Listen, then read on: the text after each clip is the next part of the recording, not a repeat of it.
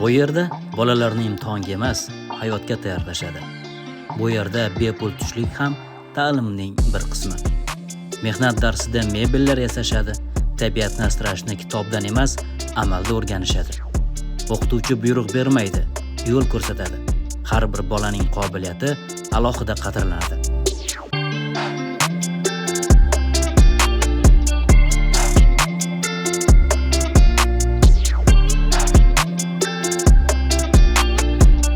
Maktabda tenglik, ishonch va mustaqil fikrlash eng muhim qadriyat sanaladi.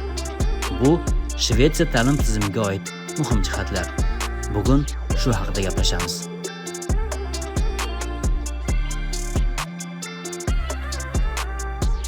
O'tgan yilning noyabr oyidagi Yevropaga safarimiz chog'ida Shvetsiyaning Stokholm shahrida yashovchi vatandoshimiz bir necha yillardan beri maktabda bolalarga ta'lim berib kelayotgan Abdulhamid Raimov hamrohlik qildi. U bizni poytaxtdagi maktablardan biri bilan yaqindan tanishtirdi. Bu yerda 600 tacha bir o'quvchilarimiz bor. Har xil millatdan. Bu endi ismi Stockholm International Academy deydi. Demakki bu yerda gimnaziya va starshey skula deydi. O'sha kasalman yoki bir anaqa diagnoz bo'lgan bizga aloqasi yo'q bo'ladi, lekin maxsus bo'lgan o'quv dargohi bo'ladi. Bizniki umumiy har xil millat elatlardan kelishadi, xalqaro bo'lgan akademiya hisoblanadi.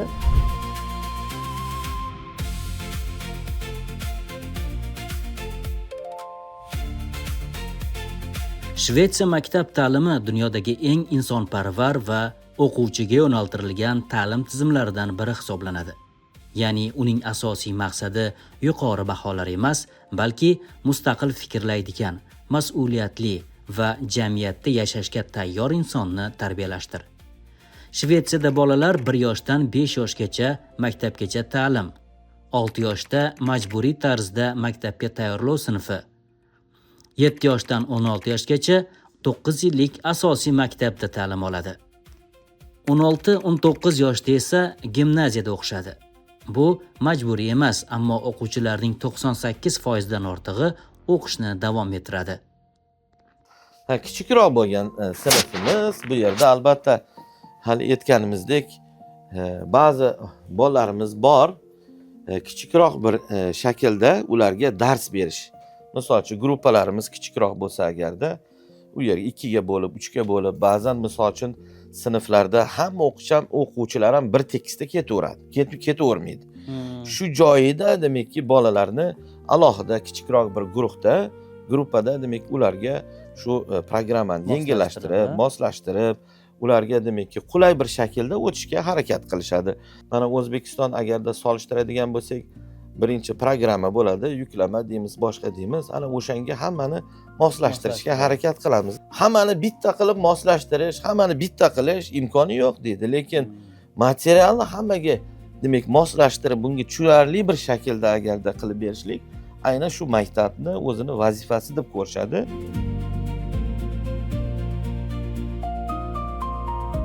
Shved maktablarida yana bitta o'ziga xos jihatlari.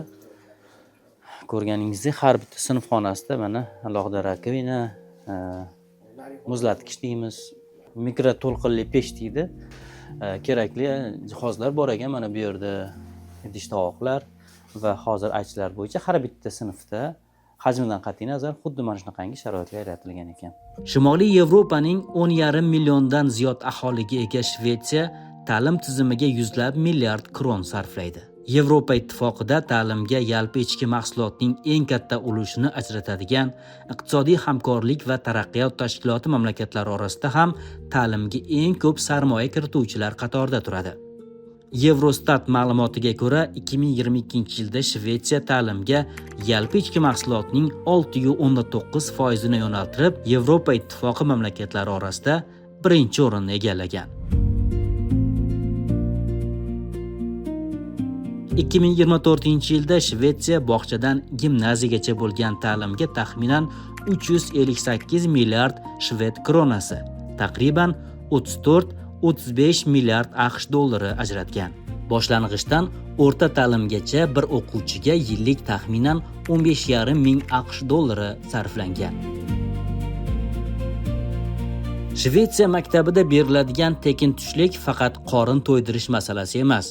Bolalarga bu orqali ovqatlanish, chiqindi saralash va ekologik madaniyat ham o'rgatiladi.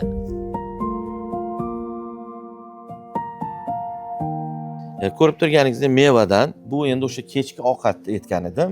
Kechki ovqatga mevalar tarqatiladi yoki ba'zan bu yerga kelib o'sha smorgos deyiladi bizada, non orasi, sarayoq, non boshqa bir narsalar qilishadi, lekin mana lunch tushlikka demakki bu yerda to'ldirishyapti. Hozir personallarimiz har bir demakki maktabdagi o'sha sinflar o'zini vaqti bor.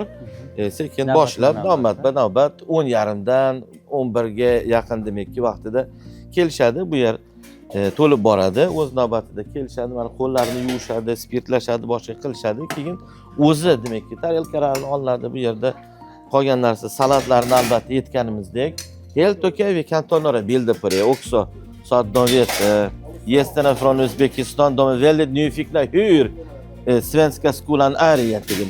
Ko'rib turganingizdek salat majburiy, ustozlar qarashadi. Qancha salat olyaptimi, olmayaptimi va albatta o'sha go'sht, baliq va hokazo demak o'zini kunlari bor. Bir kunda o'sha ratsion menyu demakki kontrol ostida nazorat qilib boriladi va bola demak o'ziga kerakligini olishga harakat qiladi. Bu yerda sutlar, naryoda hammasi demak bepul qarab turishadi, faqatgina yordamlab beradigan demak personallarimiz bor. Endi savol tug'ilishligi mumkin. Bola endi biladi yo bilmaydi, ko'proq oladi, kamroq oladi.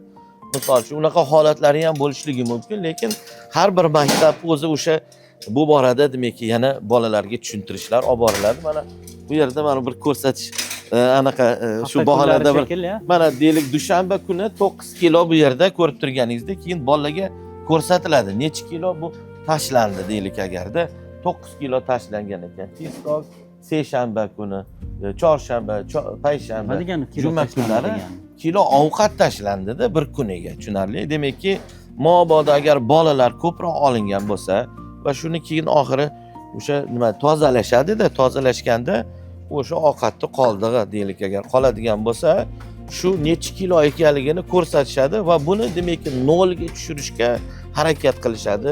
Ustozlarga yetkaziladi, bolalarga aytiladi va bu yerda demakki bolalarni tushuntirish holatlari, isrof qilmaslik. Isrof qilingan ovqatlar agarda misol uchun 700 ta agarda 600 ta bola bo'ladigan bo'lsa bu maktabda demakki kuniga mana ko'rib turganingiz 10 kilo isrof qilingan, ya'ni yegandan keyin ortib qolgan tabiiyki ozgina qoladi, tashiydi o'sha musor haligi joyimiz, axlat joyimiz bo'ladi. U yerda demakki hali isroflikka yo'l qo'ymaslikka, unga qarshi demakki choralar, tadbirlar demakki qilishda shunga o'xshagan biz monitoring demak tashkil qilingan, demakki shunga o'xshagan yaxshi joylari ham bor, yo'q emas har holda. Endi Abdulhamid aka, bu maktabdagi mana shu ovqat tizimi, ratsion butun Shvetsiya bo'ylab bir xilmi yoki har bir maktabning o'zining alohida ratsioni bor?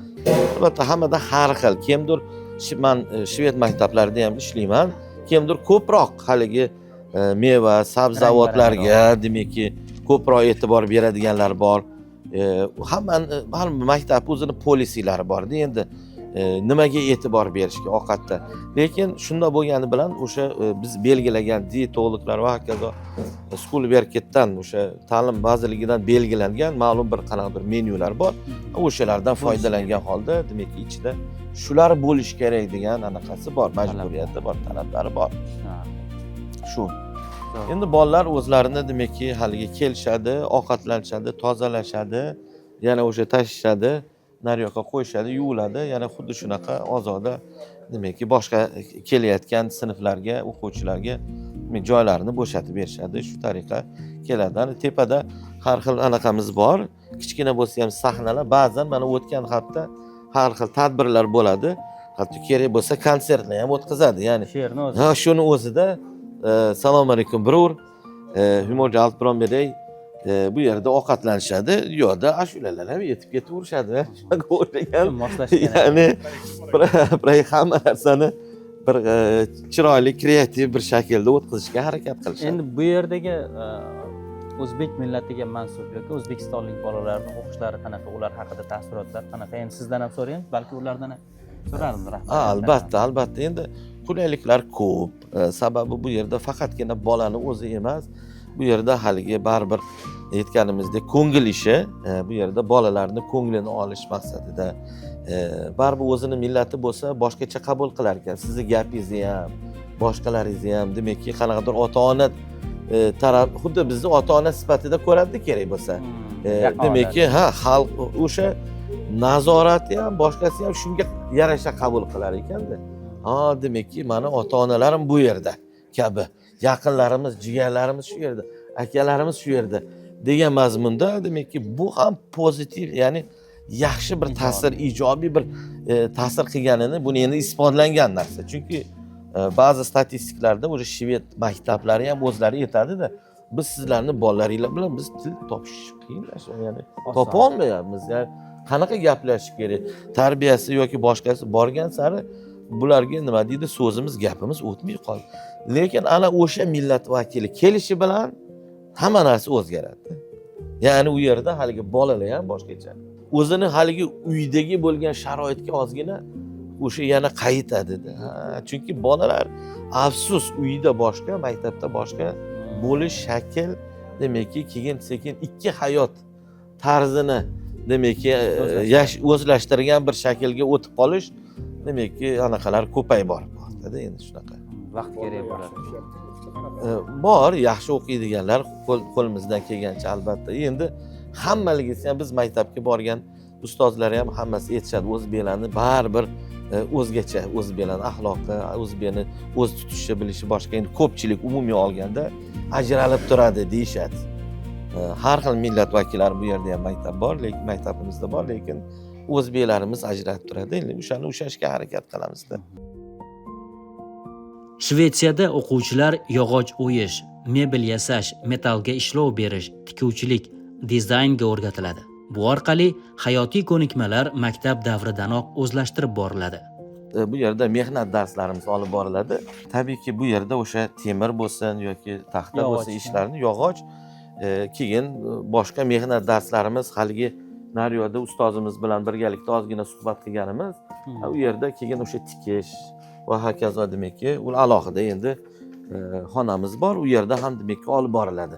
Endi oldin bizda esingizda bo'lsa, bolaligimizda bizda ham mehnat xonalari bo'lardi. Mana shu teskilada har xil narsalar yasardik.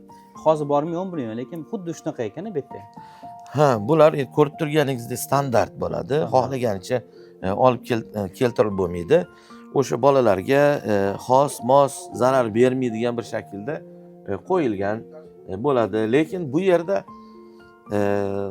har bir dars nima bo'lishidan qat'iy nazar, endi misol uchun praktiska emlaydigan narsa bor, bu endi praktichески, haligi amaliy dars.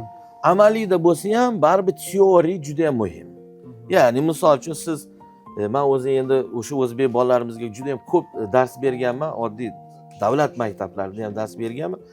Eng qiyini shu bo'ladi, mehnat darsi bo'ladi. Nima uchun desa, buni har bir o'sha qilayotgan narsangizni yasashdan burun, ya'ni o'sha qog'ozga yana to'kib berishingiz kerak-da. Til bu yerda juda ham muhim. Ya qanday qilishligingiz, qanday buni amalga oshirishligingiz, protsessni, nima xato bo'lishligi, o'zingizning fikrlaringizni qanday bayon qilishligingiz bu yerda shart qo'yiladi. Soha qanday bo'lishidan qat'iy nazar, shu soha bo'yicha so'z, bizning termin, jumla va o'zini fikrini bayon qilishlik jihatlarini demakki rivojlantirish kerak bo'ladi. Zamonaviy shved maktablari less is more, kamroq lekin mazmunliroq tamoyiliga yaqin. Mebellar oson ko'chiriladi. Sinf xonalari turli mashg'ulotlarga tez moslashtiriladi. Interyerning vazifasi bolani hayratlantirish emas, uning diqqatini o'qishga jamlashtir. Sinf xonalarida ortiqcha bezaklar, jimjimador plakatlar yoki ko'zni charchatadigan rang-barang devorlar deyarli yo'q. Har bir buyumning aniq o'z vazifasi bor. Ta'lim muhitini loyihalashda bolaning diqqatini chalg'itmaydigan, sokin va funksional makon yaratishga harakat qilinadi. Asosiy e'tibor devorlarga emas, o'quvchiga qaratiladi. Bu yondashuvning ilmiy asosi ham bor.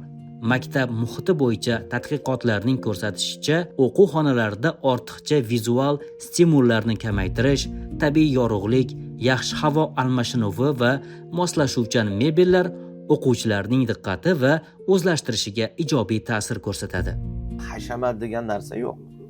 Oddiy, o'sha nima deydi, sodda, asosan praktik bo'lish kerak-da, praktichески, ya'ni biz oldin bir boshida shunaqa, men ham O'zbekiston bir xalqaro maktablarga borganimda qaradim, endi juda qimmatbaho narsalar, proyektorlar endi mamdaqa emas.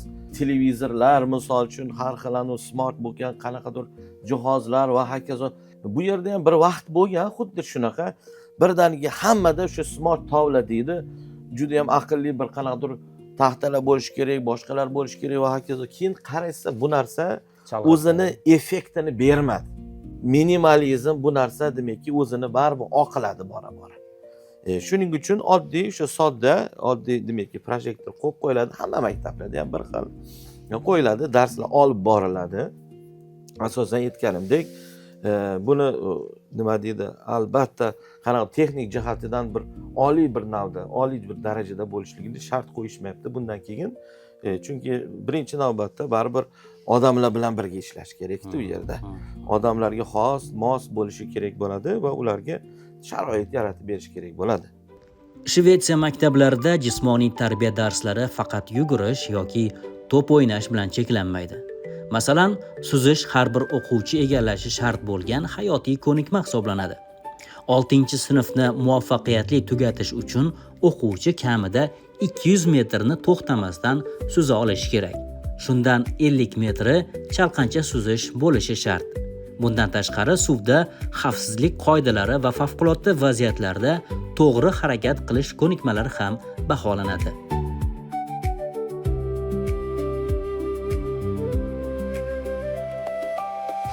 Mana bu yerdagi biz kichikroq bo'lsa ham sport zalimiz. Shu yerda bolalarimiz ichkarida futbol va hokazo mini bir qanaqadir to'plar o'ynashadi. Tashqarida ham o'sha to'p bilan o'ynashga 2-3 ta demak joylarimiz bor. U yerda ham o'ynashadi. Bu yerda demak shu badan tarbiya paytida ichkaridagi bo'lgan faoliyatlar, mashg'ulotlar olib borishga harakat qiladi. Bundan tashqari kattaroq bo'lgan, misol uchun suzish mashg'ulotlari bu yerda Shvetsiyada majburiy, ya'ni davlat imtihoni sifatida ko'rinadi, majburiyati bor. Havza ham bor. Albatta, demakki o'zimizning maktabniki bo'lmasa ham umumiy o'sha bu yerdagi o'sha kommun deyiladi, munitsipalitetning bizga hududga berilayotgan, demak har bir maktabga berilayotgan suzish havzalarimiz bor. Katta demak sport u yerda maydonlari ham bor. U yerlarga ham borib turamiz va o'sha aytganimdek suzish bo'yicha normativlarni o'sha yerda olib boriladi, topshiriladi. Mabodo agarda o'tmayotgan bo'lsa majbur qilinadi boshqa joylarga, havzalarga borib o'rganib, demakki shu normativlarni topshirishga harakat qiladi. Demak, Shvetsiyadagi har bir inson suzishni biladi. Albatta, majbur. Demakki, o'shanda ham suzishdagi normativ men esimda bori, menimcha shu 200 metrni to'xtamasdan demakki har xil shaklda suzib berish kerak bo'ladi. Shvetsiyada 6-sinfgacha rasmiy baholar qo'yilmaydi. Bungacha o'qituvchi bolaning kuchli tomonlarini, qaysi sohada rivojlanish kerakligini yozma tarzda tahlil qilib beradi. Maqsad bolani raqobat emas, rivojlanishga qiziqtirish.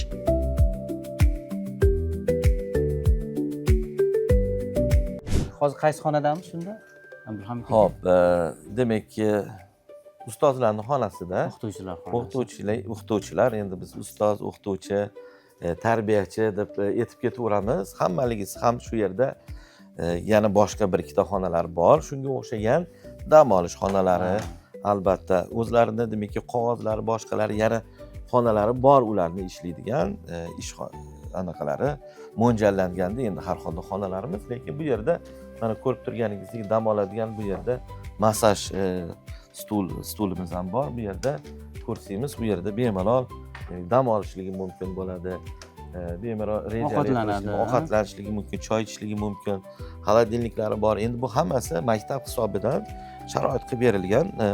Ustozlar bu yerga kelib nima deydi, bir gaplashib ozgina dam olib olishligi oradada endi darslarni paytida, chunki baribir ham ustozlarning kasbi oson emas, biroz stress bo'ladi boshqa, ularga sharoit qilib bermasa bo'lmaydi. Ozgina o'sha nima deydi, o'zlariga kelib olib yana darslarni boshlab olishlik uchun. Bu xalqaro maktabda xo'jalik ishlariga mas'ul shaxs o'zbekistonlik Umid aka.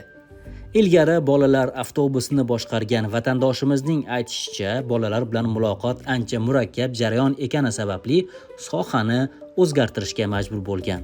Biroq barcha bolalarni xuddi o'z farzandlari kabi ko'radi. Bu avtobus adashmasam bolalarniki, bolalar. Bu bolalarniki, ha. Bunaqalardan 5 ta, hozir sizlar 3 tasini ko'ryapsizlar. Bunaqa hali maktab tugashiga yaqin yana 2 ta keladi. Bundan-da uzuni bor. 1,5 barobar uzuni bor bundan. Bular hammasi yosh bolalarni 0 to 11 yoshgacha bo'lgan bolalarni uyiga olib borib, uyidan olib kelishadi. Bu tekin. Tekin, absolyutno tekin, hamma narsasi tekin bularni. Maktab ovqatlarimiz ham tekin, даже o'quv qurollari ham tekin, hamma narsa tekin beriladi. 11 yoshdan tepalariga 11 yoshdan tepasiga tekinga проездной beradi. Проездnoyda borib kelishadi. Oylik yo'l chiptasi. O'sha yo'l chiptasi. Uni maktab beradi hammasini tekinga, maktab fondidan ketadi hamma narsa. Siz oldin shunaqa avtobus haydagan ekansiz. Oldin haydaganman. Nega bundan chiqib ketdingiz? Yo'q, endi bu yerda bolalar quloq solmaydi. Erkin. Bu yerda juda ham erkin bolalar, bolalarga qattiq gapirish mumkin emas. Baqira olmaysiz, boshqa qila olmaysiz, urisha olmaysiz ularni. O'shanga ko'p stress holat bo'lgani uchun men ko'p ishlay olmadim. Qiynaldim. Mana shu qiyin bo'ldi. Asabiylashdim ozgina. Boshqa endi keyin meni o'zi yashayotgan joyim ham oldin men Stokgolmdan sal uzoqroqda bo'lardim. Vaqtli kelishimga to'g'ri kelardi, kech qaytishimga to'g'ri kelardi-da. O'shanga menga to'g'ri kela olmadi. Charchadim, juda ham charchadim. Bu yerda kollektivlarimiz juda ham yaxshi. Biz bitta oilamiz bu yerda. Bitta oila bo'lib, hammamiz jamoatchan, bir-birimizga poddershka, bir-birimiz bilan anaqa yordam bergan. Masalan, siz bir ish qilyapsizmi? Oldingizdan rektor o'tib ketyapti. Rektor degani bu endi xuddi direktor degani-da. Rahbar. Lekin siz uni rahbarligini bilmaysiz ham, bilmay ham qolasiz. Keladi, siz bilan barobar ishlab ketadi. Hamma teng. Hamma teng bu yerda, unaqa narsa yo'q. Keyin siz bemalol o'zingiz rahbaringizga kelmanga mana buni qarash bor, mana buni olish bor deb ayta olasiz. Kelib sizga yordam beradi. Bu oddiy narsa. Bu yerda kibr yo'q umuman. Hech kimda, hamma bir-biri bilan bir xil, hamma kulishib so'rashadi, hammasi bir-biri bilan. Bolalarimiz ham mana hammasi kulishib. Bilan yaxshimi munosabatlar? Qiziqyapti shekilli bu bola. Qiziqyapti, qarashyapti. Hadeb ham bizga bunaqa kelaverishmaydi syomka bilan. Shunga qiziqib qarashyapti. Bolalar qanaqa siz bilan munosabatlar? Bolalar hammasi, albatta hammasini endi har kuni ko'raverganingizdan keyin taniysiz, albatta hammasini, hammasi sizni hurmatingizni qilishadi. Yaxshi bolalar bilan munosabatimiz juda ham yaxshi. Bu yerda o'zbek bolalari ham bormi? Bor, o'zbek bolalari bor, chechen bolalari bor, har xil bolalar, tatar bolalari bor, har xil millat bor. Internatsional. Har xil bolalarimiz bor bu yerda. Mana shu bolani olib qo'ying, mana shu olingan. Shvetsiya ta'limida bolalar kechqurun kitobga ko'milib o'tirishi emas, maktabning o'zida bilim olish kerak degan qarash ustuvor. Shuning uchun uyga vazifadan ko'ra ko'proq loyihalar, muhokama va tadqiqot ishlari bajarilishiga e'tibor qaratiladi.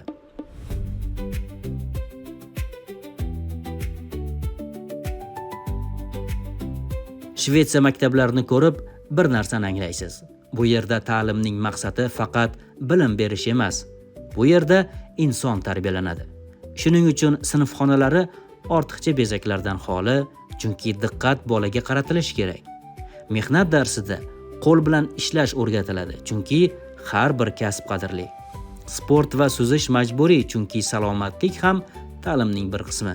Bepul tushlik beriladi, chunki och qoringa bilim singmaydi. Baho emas, rivojlanish muhim. Yodlash emas, mustaqil fikrlash qadrlanadi. Balki Shvetsiya ta'lim tizimining eng katta yutug'i ham shundadir.